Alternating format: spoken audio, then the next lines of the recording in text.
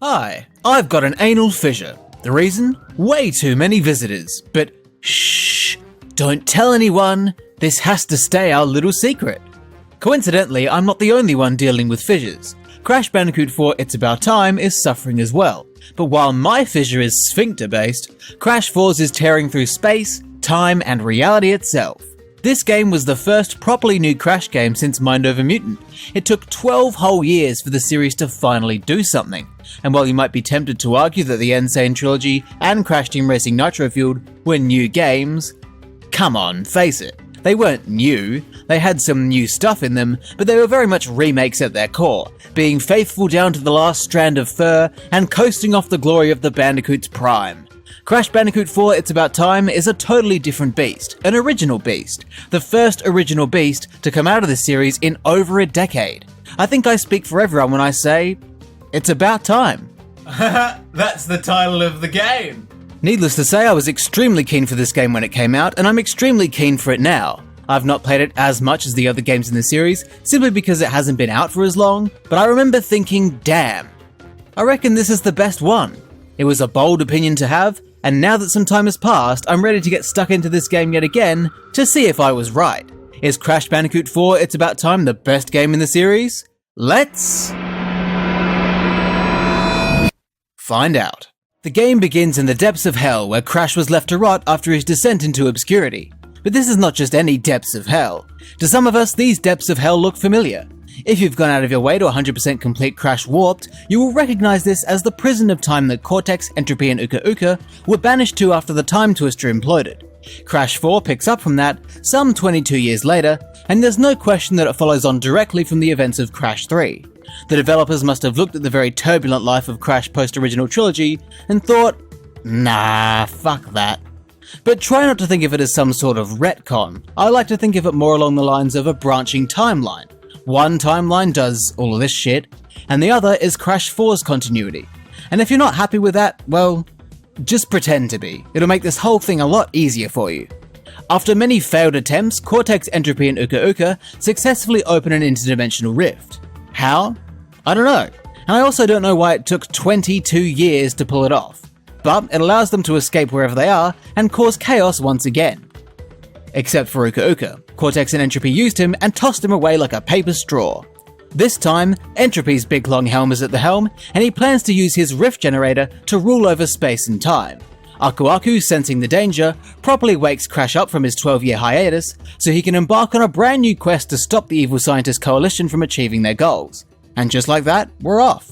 At this point, the game already feels like classic Crash. It has a zany, cartoony presentation style with a story that is very wacky and very Crash, and it also hit the right notes with its gameplay. The first level, Rude Awakening, was enough to take me back to those early days on its own. This wasn't a rude awakening at all. I couldn't ask for a more pleasant awakening.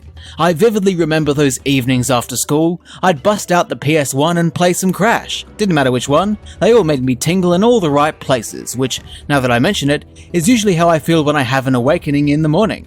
Crash 4 made me feel the same way. From the off, it all feels right. Crash 4 carries over the traditions of the original games. The game's levels are all 3D and linear, switching between side-scrolling and the Sonic's arse angle, and the goal is to reach the end, avoiding various hazards and obstacles, and breaking crates along the way. Unlike some of the other games in this series that rebelled against their parents to do their own thing no matter how stupid, Crash 4 is sticking with its family values and doing what works. And it works really well, it's a tried and tested formula. Crash and Coco's movesets are very similar as well. That's right, Crash and Coco. As soon as you gain access to the dimensional map, you can switch between playing as Crash and Coco at any point for any level. Coco's just as capable as Crash. How cool is that? Makes you wonder why she lets her brother do most of the work in the other games. Although I guess in that timeline, she's about as athletically inclined as a chicken with no limbs. Anyway, in this game, they both have identical movesets that are very similar to specifically Crash 3's moveset. They innately have the double jump, which in Crash 4 is actually less about gaining height and more about aerial repositioning, and it's very useful in that way, allowing you to react and readjust when you fuck something up, which I think we can all admit happens a lot more than we'd like it to. But the double jump combined with the little shadow marker the Bandicoots have makes it very easy to avoid those stupid deaths that haunt your dreams.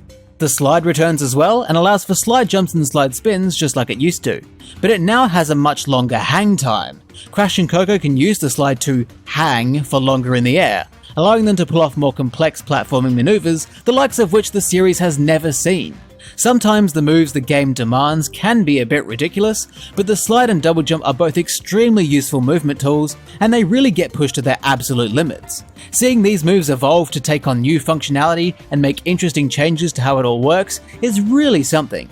It's like watching your kids grow up into actual people. They start out as an accessory, just something you have to get attention from your peers, but when they grow up, you kick them out of the house and force them to make a meaningful contribution to society. And that's what happened with the double jump and slide. And now, in this next chapter of their lives, they will meet with other people who will have kids with them, and they add on to this analogy isn't working. Crash and Coco now have some brand new moves in this game as well. That's where I was going with that. These new moves are not things Crash and Coco are capable of innately, they're not built-in abilities they can use whenever they want, they're just now able to interact with level elements in brand new ways. The first one you're introduced to is rail grinding. In levels, this is mainly used to connect two sections of level with an element of speed and adrenaline. While on the rails, the bandicoots can jump, spin, hang and swing, leading to some more involved rail grinding than you'd expect. Rail grinding is not a completely original idea, it's been done before in other games and will likely be done again, but this version of it makes the effort to be interesting, presenting you with a unique crate-focused take on the idea. Something that doesn't really make as much of an effort to be interesting is rope swinging. Crash and Coco can jump into and hang onto ropes, where they can then jump off the rope and carry on. Admittedly, it is pretty difficult to come up with an innovative way to implement rope swimming. It's a pretty simple and straightforward mechanic, so really it's just there to fill a bit of space in levels. But I'm not against it. Like rail grinding, it shakes up the way you traverse levels. Who can be mad at that? The last one falls into the same category, and that's wall running. Prince of Persia style. The bandicoots can run along specific runnable walls and jump off them. Like rope swinging, it isn't particularly impressive, but it's a welcome addition. It's little things like these that make the game feel fresh and new and exciting, even if those things in and of themselves aren't actually that mind-blowing. Overall, I reckon this is the best the bandicoots have ever been in terms of controlling them. They're a little slipperier and floatier than normal, but they're capable of so much more than they've ever been before. They have so many moves at their disposal, and they're able to use a wide range of skills to take on any challenge they're faced with. They've become Swiss Army knives in the world of platforming, ready to stab, corkscrew and nail file their way through anything. But by far the biggest, most innovative addition to the gameplay in Crash 4 is the introduction of the quantum masks. In their journey to stop entropy in this rift generator, the bandicoots must travel across the multiverse to find the quantum masks, whose power can reverse the damage done by this evil Smurf Time Lord. You can't use their powers whenever you want. Instead, their powers are restricted to sections of levels that the game allows you to use them in. And this is how power-ups should be done in this series. No broken death tornado spins that allow you to avoid all danger with ease, no fruit bazooka that allows you to deal with enemies from a ridiculously safe distance, no speed shoes that allow you to run as fast as you can. What are you running from, Crash? The fact that your Crash 3 power-ups turns you into an unstoppable being who can no longer be thwarted by simple platforming challenges? The fact that you've gone too far, that you've ascended above all this menial drivel, and now you're void of purpose? You can't run from yourself, Crash. You can't run from yourself. The quantum masks being temporarily available only for specific level segments means the bandicoots don't become overpowered, and they're also more fun to use than the busted warped power-ups, so it's a win-win. There are 4 quantum masks in the game, and each of them offer a different method of bending the rules of reality to help Crash and Coco overcome the challenges that face them. The first one you meet is Lani Lolly, a hyper-anxious, constantly panicking, disaster-driven interdimensional mask, and he grants the power of phase shifting. Certain objects in the environment can be phase shifted into reality, making them solid, or out of reality, making them intangible. After you get over the initial mindfuck of this mechanic, Lani Lolly's powers make for some interesting challenges, requiring you to be very aware of your surroundings and time your phase shifts so that Crash and Coco actually have something to stand on and can progress without falling to their deaths or being caught in the wrong phase shift. I'm not sure I'd be comfortable with the idea of trusting a skittish, nervous and erratic mask with the power of controlling physical existence. One unexpected fright and Lani Lolly might just erase the ground from underneath you. He does it in his sleep. He's not even aware that he's fucking around with the existence of certain objects in a weirdly satisfying and consistent rhythm. So much could go wrong there. I just think it would be nice for the mask who controls the literal fabric of reality to be a bit more stable. I wouldn't entrust the nuclear launch button to a kid with ADHD, because that kid is definitely going to press that button, and that's what it feels like I'm doing with Lani Lolly, letting him phase shift reality. But still, this power is really cool and makes for some tricksy platforming challenges. The second quantum mask is Akano. He's blunt and not much of a talker, but he plays to his strengths, and his biggest strength is his strength. Akano has control over dark matter. Now, as a common everyday moron, I don't actually know what dark matter is, and 24 seconds on Google didn't make it any clearer. But what I do know is that Akano is pretty cool. He allows Crash and Coco to perform what's called a dark matter spin. In many ways, this is similar to the Death Tornado spin from previous games. The main differences are that the dark matter spin lasts forever until you decide to stop doing it, and it's deliberately slippery and floaty. It allows the Bandicoots to destroy locked crates with ease, it allows them to clear enormous jumps without any trouble at all, and it allows them to deflect green magic, whatever the hell that means. It is quite limited in how it can be used, since it just turns the Bandicoots into a flying tornado of destruction, but it is still fun to use regardless. Besides, it's purple. It's like the best colour there's ever been. Scientists and researchers could spend hundreds of years developing a brand new colour based on the science of what the best colour is, but it still won't be enough to be better than purple. The third quantum mask is Kapunawa. She's a cheeky grandmother figure who loves to tease everyone about their eventual demise and also farts at weddings. She also controls time, seeing all that has been and all that will be. For someone who's been burdened with the harrowing knowledge of everything that will ever happen in the existence of the multiverse, she's awfully cheery. Does she see alternate timelines as well? Is she thinking, Crash has fewer tattoos than I remember? Anyway, her whole deal is time. She grants Crash and Coco the power to briefly slow down time, making certain platforming challenges possible because the obstacles are too fast. She also allows them to stand and jump on nitro crates without them immediately exploding, because she can slow down time. While it is a fun power to use, it definitely is the least interesting one. Slowing down time is something that a lot of games let you do, and this version of it doesn't really do anything unique with it, beyond the whole nitro crate thing. Still, it's a perfectly functioning power, and probably the one I'd most like to have. As I'm getting older, the days are getting shorter, and I can feel my life on Earth slipping away. My time is running out, and I haven't even factored in potentially being hit by a car. God, I'm starting to sound like Lani Lolly. The final quantum mask is Ika Ika. Ika Ika confuses me. I don't know if it's supposed to be two separate characters sharing a body like one of those two-headed babies, or if it's one character with a multiple personality disorder. Either way, one half of Ika Ika is cheerful and joyous, and the other presumably wants to kill himself. Hang on, I've just had a revelation. Ika Ika controls gravity, and allows Crash and Coco to switch its direction, allowing them to flip between walking on the ground, like normal people, or walking on the ceiling like Lionel Richie. Relating that to Ika Ika's personalities, when he's feeling up, the gravity goes up. When he's feeling down, the gravity goes down. So when the Bandicoots flip gravity, they're actually playing with Ika Ika's emotions, and that's fucked up.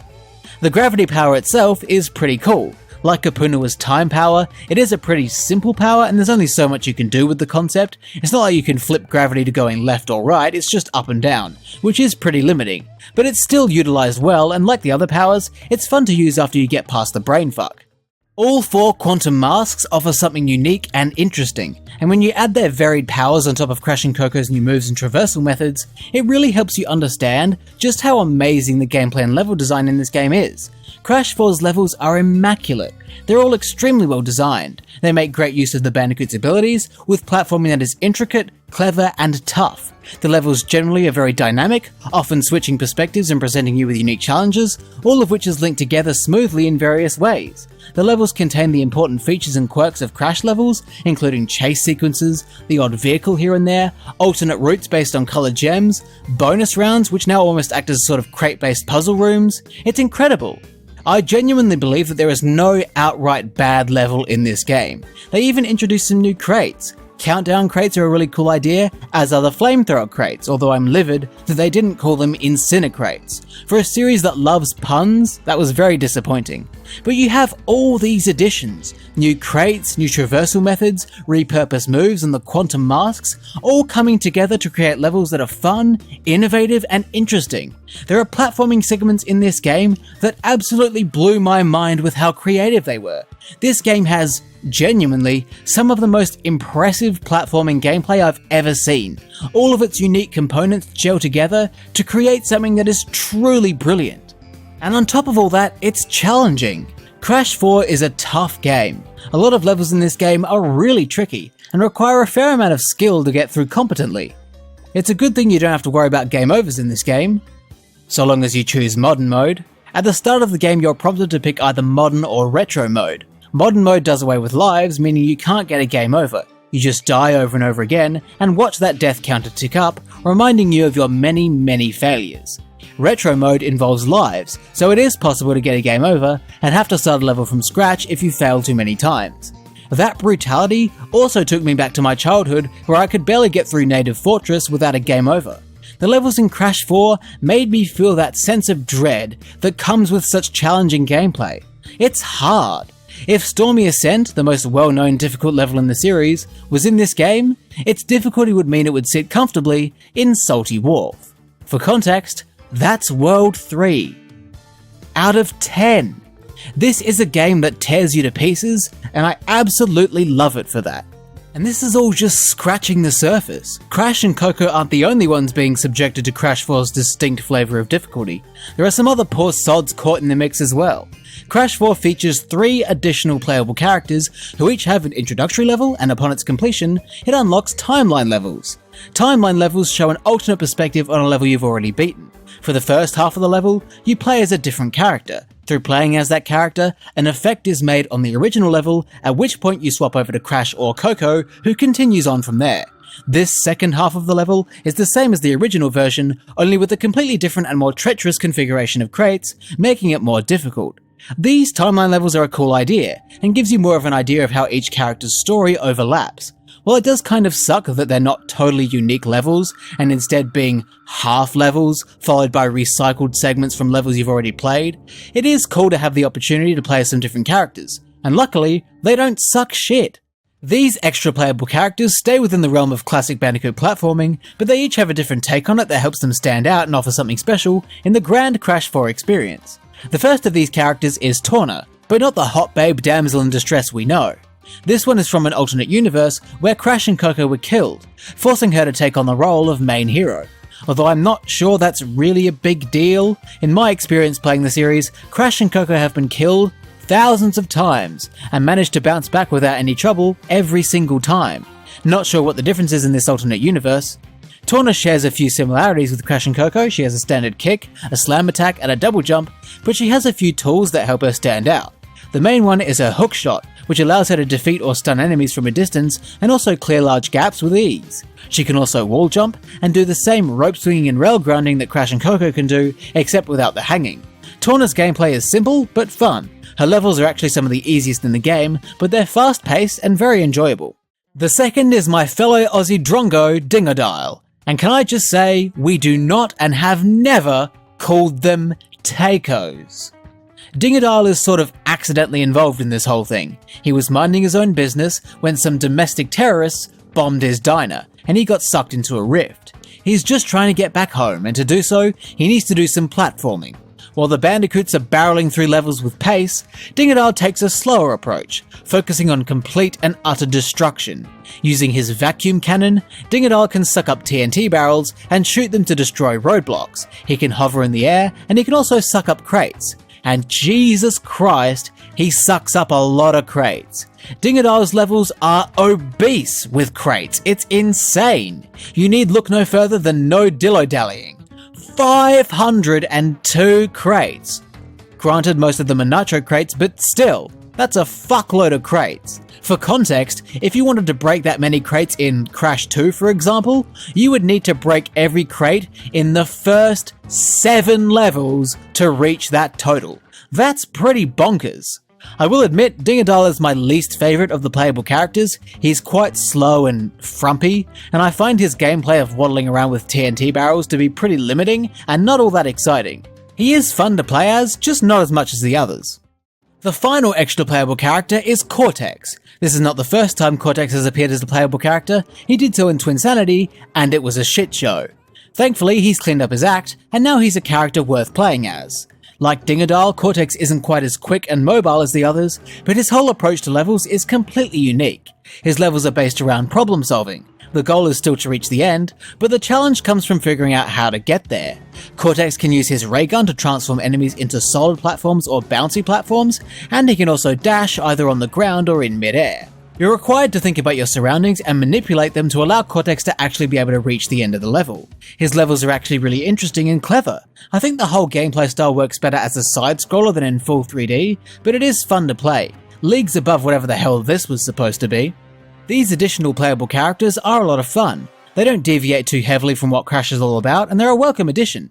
But some of you might be wondering why Cortex is playable at all. Isn't he supposed to be the bad guy? Well, let me explain. He becomes playable shortly after his boss fight in the 11th dimension. While we're on the subject, the boss fights in this game are pretty good. By Crash's standards, boss fights tend to be the weakest part of the series, and they aren't amazing here, but they're not bad. Thematically, they're all pretty wicked, and none of them are outright boring. But within the greater world of video games, there are a lot of better boss fights than these ones. These bosses really don't put up much of a fight. Anyway, after you beat Cortex in the 11th dimension, Entropy reveals he's been planning to betray Cortex in favour of his new partner, and that he's going to reset the timeline and erase everything that is, ever was, and ever will be. Cortex, having none of it, decides it's in his best interest to team up with Crash and Coco to take Entropy down. The whole story of this game is great. It's wacky and ludicrous, which is what this series is known for. It's really cool to see Entropy become the main villain. He has done that before in Entranced on the GBA, but this time it's a much bigger deal. His mysterious partner is Entropy, one from another dimension, the one who killed Crash and Coco in Torna's dimension.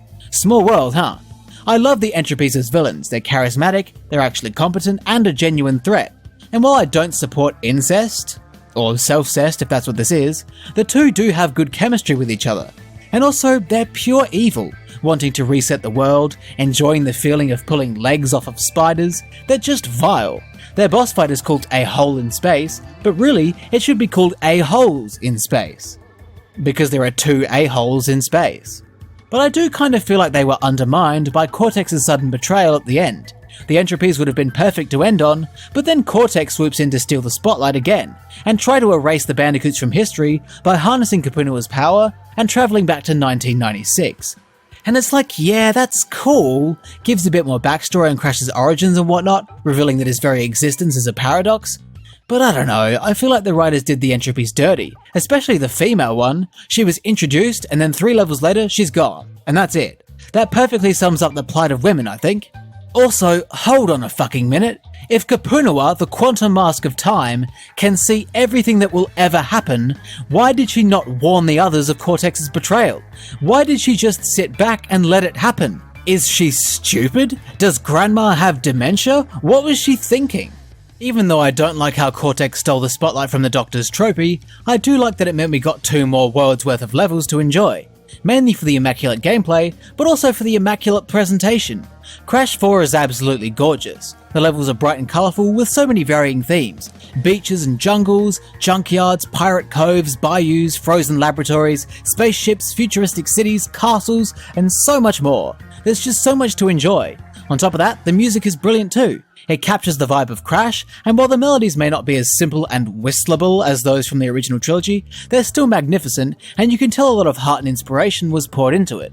There are plenty of little riffs and nods to songs from the original games as well. The music department knew what they were doing, and I reckon they nailed it. And the animations are crazy good as well. They're very expressive, they're goofy, they're full of life. It's just a joy to watch. It all deviates from the semi-realistic approach they took with the Insane trilogy, and I think the presentation is stronger for it. This is a beautiful game to behold. And you get to spend so much time basking in this wonderful presentation because of all the content in this game.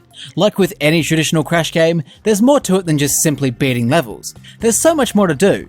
The main thing you'll be worried about is gems, where in previous games each level would have at most 2 gems. Every level in Crash 4 has 6. The first 3 are earned by collecting a certain amount of Wumpa Fruit. You need 40, 60 and 80% of a level's Wumpa Fruit collected to earn these gems respectively. Pretty simple goal, and a smart repurposing of Wumpa Fruits as they don't grant lives anymore. Unless you're playing retro mode. Then you're going to want to break all the crates. You get 1 gem for this as is tradition, but in Crash 4 this is really fucking hard, because the developers are some cheeky bastards. They love to hide crates off screen and behind things so that there's no way you'll ever be able to see them. It can be annoying, but it's not like it's exclusive to this game. Earlier games did it too, not even just with crates. How is anyone supposed to know about fake doors and fake nitros and enemies that drag you to new levels instead of killing you? That's just as much of a bullshit secret as crates cheekily hidden under bonus platforms. You also earn a gem for beating a level with 3 deaths or less. Very hard to do because this game is brutal, but it's the fun type of brutal and it encourages you to not be shit.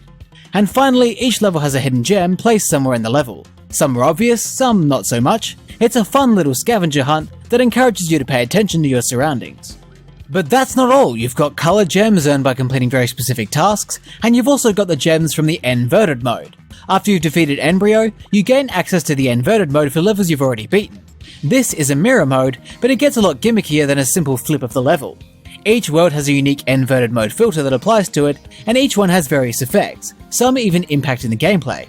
They can make it all harder by speeding the game up or slowing it down, or dropping you in complete darkness, forcing you to use a radar to find your way. Others make it all harder by being extremely difficult to look at. I mean, what the fuck is this? It is actually disgusting. I can only describe this as crayon diarrhea. Some are kind of bland, like I don't know what this art style is supposed to be, but it's not very visually interesting. The rest are actually pretty nice to look at. The neon one in Hazardous Waste is pretty cool, the painting gimmick in Salty Wharf is cool also. The inverted mode is a pretty cool addition, and it has its own set of 6 gems, awarded for completing the same tasks as the regular version of the level. Just like that, the inverted mode doubled the amount of content in the game. On top of that, you've also got flashback tapes. Flashback tapes can be earned by picking them up in levels. The catch is you can only collect them if you reach them without dying. In the early game, this isn't an issue since you can find the tapes in the first half of the level. But as the game progresses, the flashback tapes are placed further and further back into the levels, to the point where by the end of the game, it's basically at the end, which is brutal. The flashback tapes unlock special levels that take you back to the events before the first game, where Cortex is experimenting on Crash and Coco before they both eventually escape. Not surprising, if you abuse your kids, there's a very good chance they will escape at the first opportunity. Charming lore and commentary aside, these are cool challenges. They mostly focus on crates, requiring you to make very precise jumps and solve crate-based puzzles. They come bundled with a groovy retro camera filter and also play music from the PS1 games, which is neat. They're really fun creative challenges, and like every other level in the game, they can be really goddamn tricky, but they're all really fun. Returning from earlier games is Time Trials. This game doesn't feature speed chews, instead after beating the game the Bandicoots gain the ability to perform a triple spin, which is a button mashy sort of way of gaining more speed. You don't actually need to use it to do well in Time Trials, but if you went through the effort of getting not only Platinum Relics, but Toys for Bob's Developer Relics like I did, you'd do well to at least try using it. The Time Trials are well designed. I mean, they work the same as they always have, they're just made harder by the fact that the game generally is harder. This is all quite a lot of stuff. It's a lot of content, but it all offers something unique. Except for the one thing that doesn't. The insanely perfect relics. These relics, as a throwback to the outdated mechanics of the first game, require you to go through and break every single crate in a level without dying, which sort of does overlap with the 3 deaths or less gem. It feels like a bit of unnecessary clutter and padding, because it's not adding or changing anything, it's just more of what you've already done, just stricter. I remember back in the day before they patched Polar's hitbox, spending hours playing bears repeating and building bridges because Polar's stupid fucking head wouldn't break all the crates in each stack consistently. It's all well and good saying I enjoy all of this extra content, and I do. But when I look back on the 566 hours I spent playing the game to get to 106% completion, the memory of the process came flooding back, and it felt a little bit like this.